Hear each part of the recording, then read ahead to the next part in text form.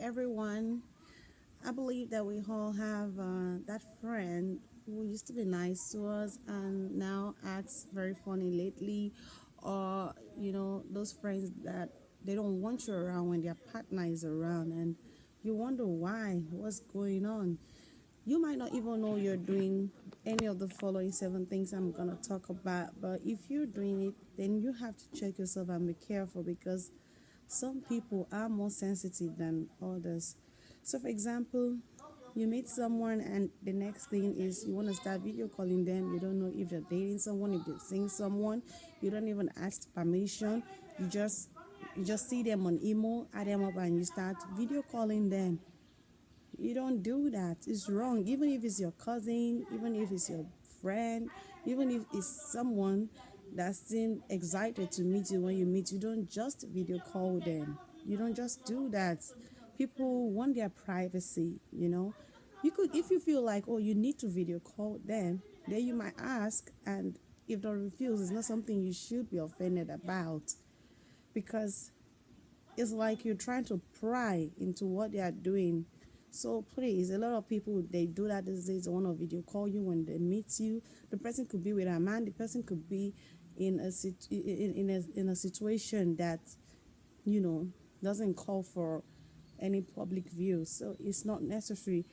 And also, some people they talk too much when they are with other people. When you're with a couple, no matter how close you are, try to keep it low. You can talk, yes, if the conversation is necessary, but if you're with your friend and a man, or you're with your friend and this woman, you don't need to talk too much and act like you're more intelligent than your friend. You have to check how your friend is is behaving. You have to see how your friend is responding before you just start talking and start acting like you know more than your friend. Even if the situation is awkward, nobody is talking, you don't have to be the talkative person. And also, when you're with other people's partner, you don't look at them too much in the eye.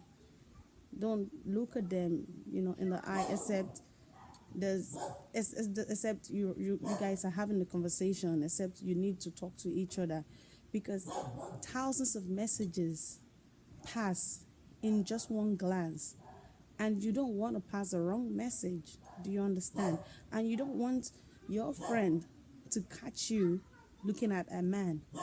She might interpret it to be something else. You might be looking at the man and like thinking in your mind, oh, I love his shirt, and she might think you desire him or her. You understand? So you have to be very careful with eye contact. You really, really have to be careful with eye contact because people always, misinterpret different things.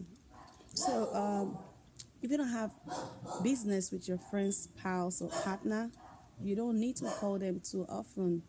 For example, if you're a lady and your friend is a lady with a man, even if you're friends with both of them, I feel it's better you call the friend more or chat with the friend more than the man, because if you're doing that, it will be misinterpreted. So it's better you get closer with your own gender than the opposite sex. Otherwise, they might think, oh, this person wants my man, or this person likes my man more than me, this person likes my woman more than me. People misinterpret things.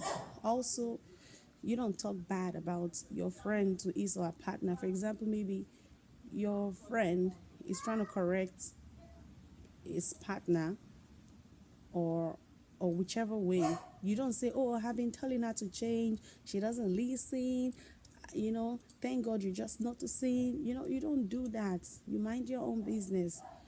If you can't chip in positively, then you don't even say anything at all, because at the end of the day, if they quarrel and they make up, you'll be put in between. You become a frenemy. Do you understand what I'm trying to say? You don't try to badmouth your friends the other. You don't try to act like, oh, I'm the good person, my friend is the bad person. You don't do that. And lastly, you don't ever, ever, ever sleep or have anything intimate with your friend's partner. You don't ever do that. Never. Even if it's your friend's ex, don't do it. just try to avoid the drama. There are millions of people in the world that you can be with. So you don't have to catch feelings with someone's as man or woman. And you just have to pray to God to help you from temptation, because there's nothing He can't do. So helping you emotionally is not a big deal to God. So don't get intimate with your friend's man, your friend's woman, your friend's ex. And also, there's something I forgot to add. You don't wear revealing clothes when you're visiting your friend's man or woman. It doesn't make any sense.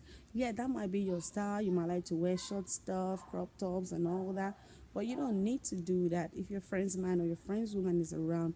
Even if you're wearing shorts or something very skimpy before your friends come in, when you see them through the window, just quickly go and change. You know, you don't dance around with your boobs without a bra, without covering anything. When you know your friend's man is there, you're a man, you don't wear something very, very short when your friend's woman is around, you know. And for those who know that they are finer than their friends, you don't make it too obvious. You don't do certain things, because anything you don't want to be done to you, don't do it to other people. If you know that it will be offensive to you if they do it, then logically you don't do it back to them. You have to be very careful. Otherwise, you might do stuff, they let it go, and then they start to avoid you. They see you as a distraction. So don't try to be a distraction when you're with your friend and their man or their woman.